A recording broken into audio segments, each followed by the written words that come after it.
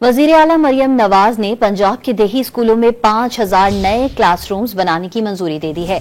मजीद जानते हैं don news के नुमाइंदे अदनान शेख से। जी अदनान शेख, पंजाब में तालीम के लिए मजीद किन मंसूबों की मंजूरी दी गई है?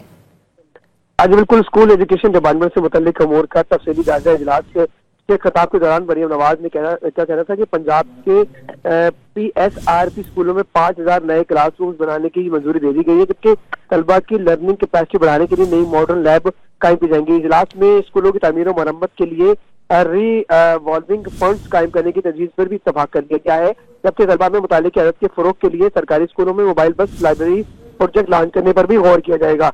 जबकि जनूबी पंजाब के 3 अजला में जारी स्कूल मेल प्रोग्राम पर भी जो है वो रिपोर्ट पेश की गई है, जबकि आउट ऑफ स्कूल बच्चों के लिए फार्मर लर्निंग सेंटर बनाने का फैसला किया गया है और 3527 स्कूलों में 1,32,00,000 से ज्यादा मिल्क पैक जो है वो तकसीम किए गए। इजलास में यह भी कहा गया कि स्कूल मेल प्रोग्राम शुरू करने के बाद 38,000 से ज्यादा नए तलबा की इनरोलमेंट मुकम्मल कर ली गई है। जी, अपडेट कर रहे थे अदनान शेख, बहुत शुक्रिया आपका।